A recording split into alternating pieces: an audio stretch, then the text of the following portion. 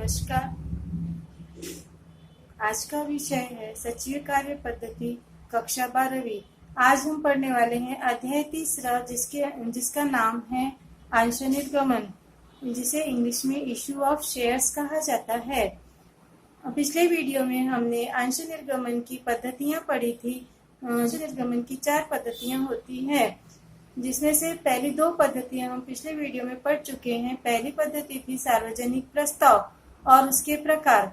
दूसरी पद्धति थी वर्तमान अंशधारियों को अंश निर्गमन, जिसके 2 प्रकार हम पढ़ चुके हैं। आज हम पढ़ेंगे तीसरा प्रकार अंश निर्गमन का, जिसका नाम है वर्तमान कर्मचारियों को अंश निर्गमन। अर्थात इसके अंतर्गत 4 पद्धतियां हम पढ़ने वाले हैं, जिसमें से पहली पद्धति है कर्मचारी अंश विकल्प योजना, एम्प्लॉयज स्टॉक ऑप्शन स्कीम। कर्मचारी अंश विकल्प योजना का अर्थ यहाँ पर पूर्ण कंपनी के पूर्णकालीन संचालकों, कर्मचारियों और अधिकारियों को जब अंश निर्गमित करने के लिए प्रस्ताव रखा जाता है तो उसे कहते हैं कर्मचारी अंश विकल्प योजना। कर्मचारी अंश विकल्प योजना के अंतर्गत कर्मचारियों को अंश निर्गमित किए जाते हैं, जिससे उन्हें कंपनी के स्वामित्व प्राप्त होता है, जिसके कारण उन्हें कंपनी में के प्रबंधन के लिए अवसर प्रदान होता है। अब ये जो कर्मचारियों को अंश निर्गमित किए जाते हैं, इन अंशों को निर्गमित करने के कारण कर्मचारियों को कंपनी के स्वामी होने के कारण गर्व महसूस होता है तथा उनके अंतर्गत उनमें कंपनी के प्रति अपनत्व की भावना निर्माण होती है, जिससे वे अच्छी तरह से कार्य कर सकते हैं और कंपनी का विकास होता है और कंपनी को भी अच्छे एम्प्लॉय स्थायी रूप से प्राप्त होते हैं। इस विकल्प के कारण कर्मचारी अंश विकल्प योजना को लागू करने के लिए कंपनी अधिनियम 2013 में कुछ प्रावधान दिए गए हैं, जिसका उसे कंपनी को इसका पालन करना होता है। तो कर्मचारी अंश विकल्प योजना को लागू करने के लिए जो प्रावधान दिए गए हैं वे इस प्रकार हैं। पहला है कर्मचारियों को प्रत्यक्ष रूप से या कर्मचारी कल्याण प्रन्यास के द्वारा ये अंश निर्गमित किए जाने चाहिए। नंबर 2 है इन कर्मचारियों को अंशों का निर्गमन बाजार मूल्य से कम मूल्य पर किया जाना चाहिए। नंबर 3 है कंपनी इन अंशों को भविष्य में एक निश्चित मूल्य पर खरीदने के लिए प्रस्ताव रखती है, जिसके अंतर्गत कंपनी 1 वर्ष की मोहलत देती है, जिसके अंदर कर्मचारियों को ये अंश खरीद सकते हैं। ये कर्मचारी अंश 1 वर्ष के भीतर खरीद सकते हैं। नंबर 4 है अंश क्रय करने से पहले की अवधि में लाभांश तथा मतदान का अधिकार इन्हें प्राप्त नहीं होता है। जब कभी कंपनी अंश निर्गमित करती है तो 1 वर्ष की अवधि प्रदान की जाती है कर्मचारियों को। तो इस वर्ष में पूर्ण वर्ष में यदि कर्मचारी बाद में अंश क्रय करते हैं तो उसके पहले की अवधि के लिए उन्हें न तो मतदान का अधिकार प्राप्त होता है और न ही इन अंशों के ऊपर में उन्हें लाभांश प्राप्त होता है। नंबर 5 है ईएसओ के अंतर्गत अंश निर्गमित करने हेतु अंशधारियों द्वारा विशेष प्रस्ताव पारित किया जाना आवश्यक होता है। नंबर 7 है कर्मचारी इस विकल्प को न तो किसी अन्य व्यक्ति को हस्तांतरित कर सकते हैं और न ही प्लेज या मॉर्गेज रख सकते हैं। यहाँ पर प्लेज का अर्थ है अंशों को गिरवी रखना। जब कभी हमें ऋण की आवश्यकता होती है तो हम अपनी संपत्तियां गिरवी रखते हैं। तो यहाँ पर प्लेज का अर्थ है इन अंशों को कर्मचारी संपत्ति के रूप में गिरवी नहीं रख सकते हैं और न ही किसी अन्य व्यक्ति को हस्तांतरित कर सकते हैं और न ही इन अंशों को मॉर्गेज के रूप में रखा जाता है। मॉर्गेज का अर्थ है यहाँ पर जब कभी कर्मचारी किसी से ऋण लेते हैं तो उसके बदले में अंशों के कागजात अर्थात स्वामित्व के जो पेपर्स होते हैं वे ऋणदाता को हस्तांतरित कर देते हैं, तो उसे कहते हैं मॉर्गेज। यदि कर्मचारी ऋण का भुगतान नहीं कर पाते हैं तो ऋणदाता उन अंशों को बेचकर उसके ऋण की राशि प्राप्त कर सकते हैं। तो कर्मचारी इस प्रकार से अंशों का उपयोग प्लेज या मॉर्गेज रखने के लिए नहीं कर सकते हैं। नंबर 8, कंपनी को भी कर्मचारी कल्याण पर आधारित अंश नियमन 2014 के नियमों का पालन करना आवश्यक होता है। तो यह हो गए कर्मचारी अंश विकल्प योजना को लागू करने के लिए आवश्यक अधिनियम में दिए गए प्रावधान। नंबर दूसरी, वर्तमान कर्मचारियों को अंश निर्गमन की दूसरी पद्धति है कर्मचारी अंश क्रय योजना, ESPS। ESPS का अर्थ है यहाँ पर employee stock purchase scheme. Stock purchase scheme के अंतर्गत, इस योजना के अंतर्गत कंपनी द्वारा कर्मचारियों को अपहार पर अंश निर्गमित किए जाते हैं। अंशों के मूल्य जितनी राशि के वे अंश होते हैं उतनी राशि कर्मचारियों के वेतन में से काट दी जाती है और उसके बदले में कर्मचारियों को अंश निर्गमित किए जाते हैं। कर्मचारी भविष्य में जब कभी यह योजना लागू होगी तो इस योजना के अंतर्गत कर्मचारी अंश खरीद सकते हैं।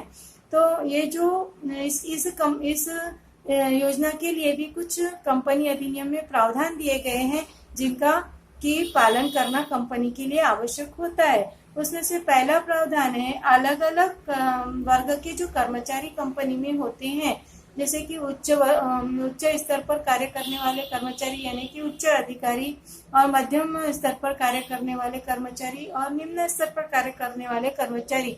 तो इस प्रकार से अलग अलग वर्ग के कर्मचारियों के लिए अलग अलग संख्या में ऐसे अंशों का निर्गमन किया जाता है। यह तुरंत किसी भी स्टॉक एक्सचेंज में सूचीबद्ध किए जाने आवश्यक होते हैं, क्योंकि इनका क्रय विक्रय किया जा जिससे कि उनका आसानी से क्रय विक्रय किया जा सके। नंबर 3 है, यदि इस योजना के अंतर्गत निर्गमित अंश सार्वजनिक प्रस्ताव के अंतर्गत निर्गमित नहीं किए जा रहे हैं तो ऐसे समय में 1 वर्ष के भीतर वह अंश बेचे नहीं जा सकते हैं कर्मचारियों के द्वारा। नंबर 4 है, कंपनी को सेबी के कर्मचारी कल्याण पर आधारित अंश नियमन 2014 के नियमों का पालन करना आवश्यक होता है। नेक्स्ट है, कंपनी ESPS के अंतर्गत अर्थात एम्प्लॉय स्टॉक परचेस स्कीम के अंतर्गत अंश निर्गमित करने हेतु कर्मचारियों से विशेष प्रस्ताव अंशधारियों से विशेष प्रस्ताव पारित किया जाना आवश्यक होता है। विशेष प्रस्ताव यह 11th में समझाया हुआ होगा आपको कि विशेष प्रस्ताव जब कभी निर्णय लेना होता है सामान्य सभा में अंशधारियों के द्वारा, तो 75% अंशधारियों के द्वारा यह निर्णय लिया जाना चाहिए, उसे कहते हैं विशेष प्रस्ताव पारित होना आवश्यक होता है। तीसरे नंबर की जो योजना है वर्तमान कर्मचारियों को अंश निर्गमन की, उसका नाम है अंश मूल्य वृद्धि अधिकार योजना, जिसे इंग्लिश में स्टॉक एप्रिसिएशन राइट स्कीम कहा जाता है। SARS इसे शॉर्ट में कहा जाता है। इस योजना के अंतर्गत कर्मचारियों को भविष्य में निर्धारित विशिष्ट अंशों के मूल्यों में वृद्धि का अधिकार प्रदान किया जाता है। अंशों के मूल्य में वृद्धि का अधिकार प्रदान करना यानी कि इस योजना के अंतर्गत कंपनी अंश मूल्य वृद्धि अधिकार यूनिट्स के रूप में अंश आवंटित करती है, जो कंपनी के अंशों से सीधे संबंधित होते हैं। यदि भविष्य में कंपनी का निष्पादन अर्थात परफॉर्मेंस काफी अच्छा होता है तो उनके अंशों के बाजार मूल्य में वृद्धि होती है। तो इस जो मूल्यों में जो वृद्धि हुई है, इस वृद्धि को रोक में या फिर समता अंशों के रूप में कर्मचारियों को प्रदान किया जाता है। अर्थात यह बोनस की तरह होता है। बोनस की तरह इसका प्रभाव होता है कि वह मूल्य वृद्धि जो होती है अंशों की, उसको रोक के रूप में या फिर बोनस की तरह अंशों के रूप में, समता अंशों के रूप में प्रदान किए जाते हैं। इसके लिए भी 3 नियम हमें ध्यान में रखने चाहिए। पहला है 1 वर्ष के भीतर इसका क्रय का समय अवधि होती है। नंबर 2, इसमें कोई लॉकिंग पीरियड नहीं होता है। लॉकिंग पीरियड का अर्थ यह होता है कि 1 वर्ष के या निर्धारित किए गए वर्षों के तक कर्मचारी उन अंशों का क्रय विक्रय नहीं कर सकते हैं, तो इसे कहते हैं लॉकिंग पीरियड। उसके पश्चात जिस तरीके से एफडी में लॉकिंग पीरियड होता है, जैसे कि 5 वर्ष तक वह एफडी हम तुलवाते नहीं है, उससे उसका जो है पैसा हम निकाल नहीं सकते हैं, इसे लॉकिंग पीरियड कहते हैं। नंबर 3 है विशेष प्रस्ताव पारित होना, इसके लिए भी आवश्यक होता है। यह 3 नियम अंश मूल्य वृद्धि अधिकार योजना के लिए अत्यंत आवश्यक होते हैं। वर्तमान कर्मचारियों को अंश निर्गमन की चौथी पद्धति है स्वेट समता अंश। स्वेट का अर्थ होता है मेहनत की कमाई, यानी कि पसीने की कमाई, गाढ़े पसीने की कमाई।